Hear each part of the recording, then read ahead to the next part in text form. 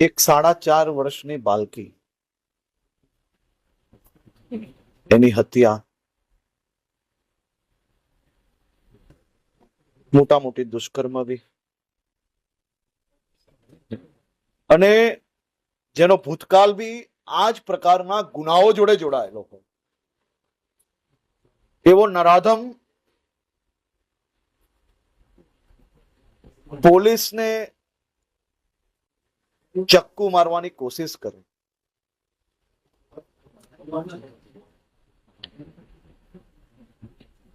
ચક્કુ મારવાની કોશિશ કરવી, અનેક ગુનાઓ કરેલા છે અને એવા નરાધમ સામે જ્યારે પોલીસે સ્વબચાવમાં ફાયરિંગ કરવું પડે,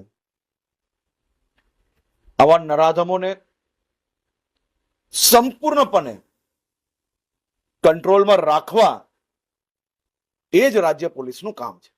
એક વાસદ રેલવે સ્ટેશન ઉપર એક બાળકી જે લગભગ 4.5 વર્ષની હતી એને એક માણસ સુરેશ વિઠ્ઠલભાઈ પરમાર લઈને અપહરણ કરી અને પછી એમની સાથે બળાત્કાર કરી, બ્રુટલી એને મર્ડર કરી અને રેલવે સ્ટેશન ઉપર એને નાખી દીધા હતા. એના સીસીટીવી ફૂટેજ રેલવે પોલીસ પાસેથી મેળવ્યા. ત્યાં સીસીટીવી લાગેલા હતા. આરોપી આઈડેન્ટિફાઈ થઈ ગયા હતા. તો એક આપણા જે ટીમ છે આણંદ પોલીસની એલસીબી અને 2 પોલીસવાળા એની સાથે હતા. આણંદ પીએસઆઈ મિસ્ટર રાણા અને 2 પોલીસવાળા જે એએસઆઈ મહિપાલસિંહ અને કોન્સ્ટેબલ રાજવીરસિંહ એમને લઈને જતા હતા.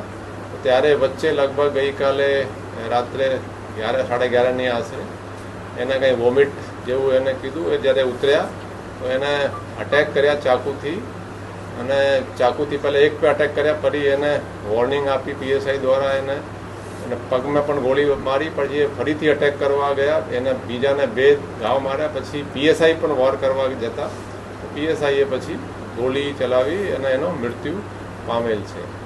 જે આરોપી છે સુરેશ વિઠ્ઠલભાઈ પરમાર એ છૂટક મજૂરી કરે છે, પણ એના ઇતિહાસ જોઈએ તો એને અગાઉ પણ એ સિવાય 2 રેપ વિથ મર્ડર કર્યા છે.